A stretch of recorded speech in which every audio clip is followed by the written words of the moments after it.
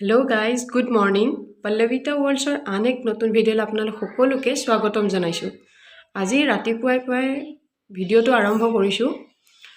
এঠাইলৈ যাম বুলি ওলাইছোঁ, ভাবিছোঁ আপোনালোককো লগতে লৈ যাওঁ। ক'ত যাওঁ, কি কৰোঁ সকলো আপোনালোকক জনাই থাকিম। তাৰ কাৰণে ভিডিঅ'টো স্কিপ নকৰাকৈ আৰম্ভণিৰ পৰা শেষলৈকে চাই থাকিব। গাইজ, মই বাছত উঠিলোঁ।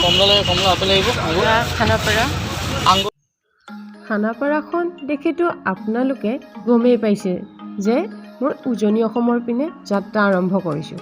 হয়, মই মৰাণৰ অভিমুখে ৰাওনা হৈছোঁ। যিসকলে উজনি অসমলৈ অহা যোৱা কৰি থাকে বা গুৱাহাটীতেই থাকে, সেইসকলেতো খানাপাৰাখন চিনিয়ে পায়, নহয় জানো? কিন্তু যিসকলে দেখা নাই, ভাবিলোঁ তেওঁলোককো খানাপাৰাখনৰ লগত অকণমান চিনাকি কৰাই দিওঁ। লাহে লাহে আমাৰ গাড়ীখন খানাপাৰা এৰি উজনি অসমৰ দিশে আগবাঢ়িল। আজি মই ফাৰ্ষ্ট ভ্লগিং ভিডিঅ' আৰম্ভ কৰিছোঁ।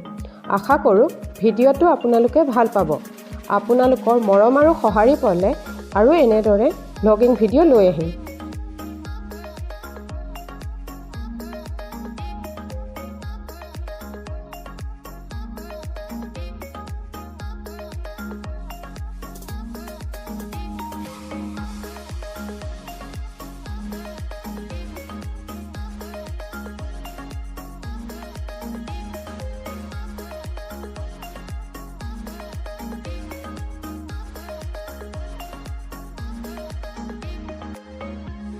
এতিয়া আমি লাহে লাহে যোৰাবাটে পালোহি।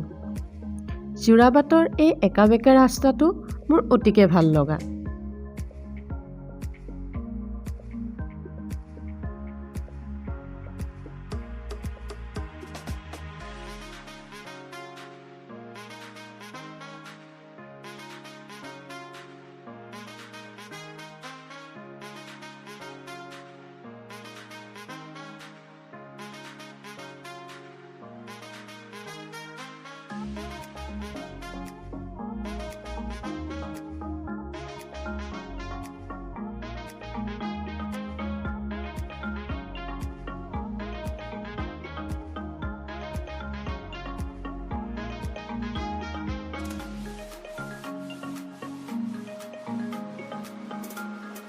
এতিয়া আমি আহি যোৰাবাটত অৱস্থিত বিখ্যাত গণেশ মন্দিৰটো পালোহি।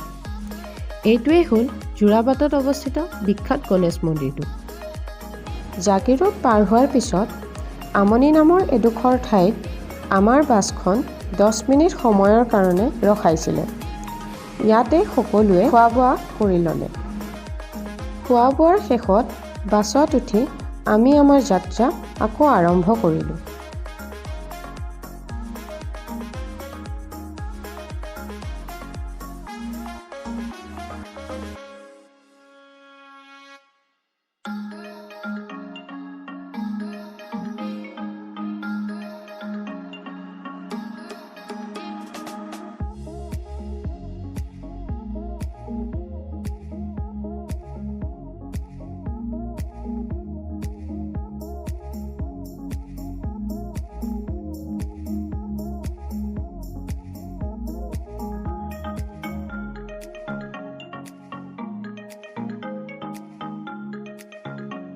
সোণগুটি ধানবোৰ পথাৰৰ পৰা গৃহস্থৰ ঘৰলৈ নিয়াৰ পিছত এই উদং পথাৰবোৰত চৰি আছে জাকে জাকে গৰু ছাগলী।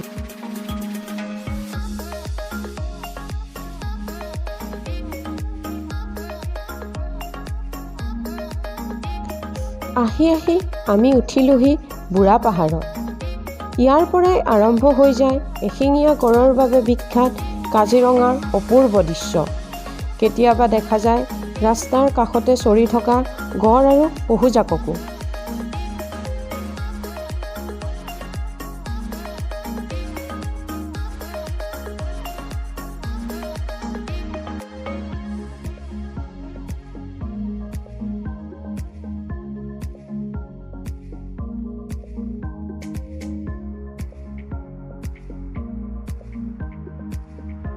এই যে সেউজীয়া ৰঙৰ টিঙৰ ঘৰটো দেখিছে, ইয়াতেই বহুলোকে গাড়ী ৰখাই কাজিৰঙাৰ মনোৰম দৃশ্য উপভোগ কৰে।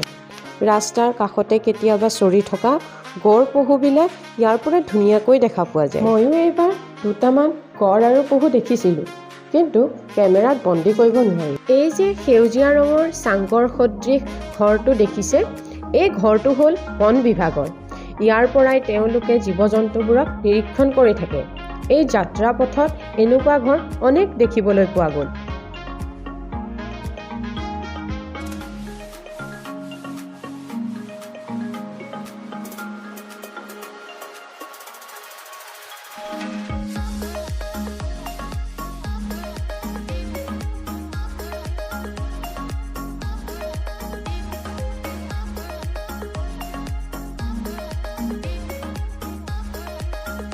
এই যে সেউজীয়া ৰঙৰ ঘৰটো দেখিছে, এইবোৰ হ'ল কাজিৰঙাত কৰ্মৰত হৈ থকা বন বিভাগৰ লোকসকলৰ কোৱাৰ্টাৰ।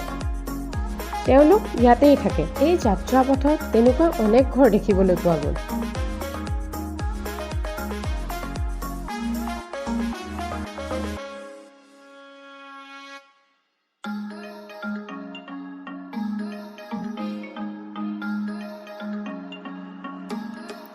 আমি আহি আহি এতিয়া পালোহি উজনি অসমৰ বিখ্যাত চাহ বাগানৰ পৃথিৱীখনলৈ। উজনি অসম যে চাহ বাগানৰ বাবে বিখ্যাত, সেয়াটো আৰু নকৈ কোৱাৰ কোনো প্ৰয়োজন নাই। এই শাৰী শাৰীকৈ ৰুই থকা চাহ গছবোৰ দেখিলে এনেকুৱা লাগে যেন একোখন প্লে'গ্ৰাউণ্ড। আৰু তাৰ মাজে মাজে যে সেই ওখ ওখ গছবোৰ, সেইবোৰ দেখিলে এনেকুৱা লাগে যেন প্লে'গ্ৰাউণ্ডত খেলি থকা একোজন প্লেয়াৰ, যে নিজৰ নিজৰ পজিশ্যন লৈ থিয় হৈ আছে। অতি মনোমোহা দৃশ্য নহয় জানো? এইবোৰ দেখিলে মনটো এক উৎফুল্লিত হৈ পৰে, যাক ভাষাৰে বৰ্ণাব নোৱাৰি, যাক অনুভৱহে কৰিব পৰা যায়।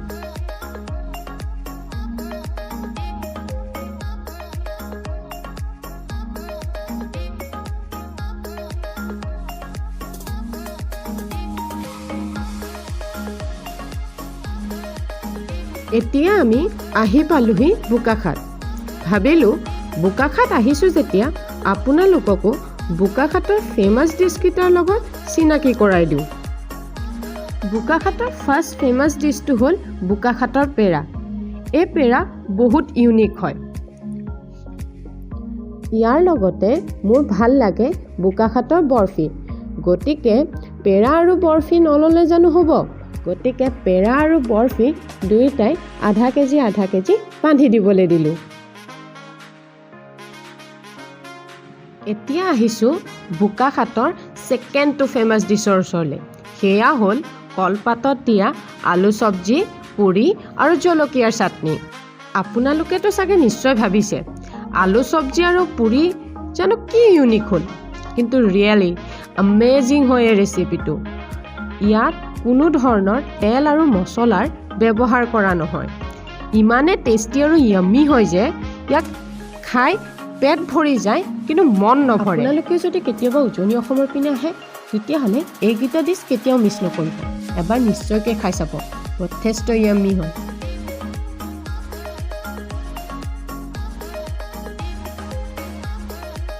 খাই বৈ উঠি আকৌ শাৰী শাৰীকৈ ৰোৱা চাহ বাগানৰ মাজে মাজে আমি আমাৰ যাত্ৰা আৰম্ভ কৰিলোঁ।